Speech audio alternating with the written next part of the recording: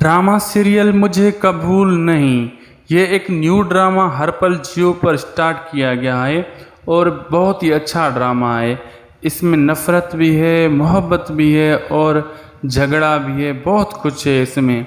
इसकी अच्छी कास्टिंग है और कास्ट कौन है ये मैं आपको बताता हूँ। एहसान खान, अतर मदीना इमाम, मायरा समी खान, सलमान सबा फैसल, नुदत, अज़रा मंजूर, सुल्ताना, मोहम्मद अहमद, शकील बहरोज़ सब्ज़वारी, सफ़ीर हुमैरा बानो, समन अज़रा वाहिउद्दीन, शहनाज सिद्रा न्याजी, मिशाल उसामा ताहिर और काफ़ी दूसरे अदाकार हैं इसमें, विस्मा बाबर, रेशमा, यानी बहुत सारे हैं। अच्छा ये ड्रामा है और एक एपिसोड इसका रिलीज़ भी कर दिया गया है जियो हर पल जियो ड्रामाज पर।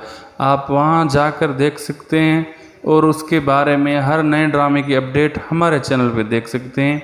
हमारे चैनल को सब्सक्राइब करना ना भूलें और फेसबुक पेज को भी फॉलो, लाइक, शेयर ज़रूर करें। मिलते हैं हम आपसे नेक्स्ट वीडियो में। हमें दीजिए इजाज़त। खुदा हाफिज़।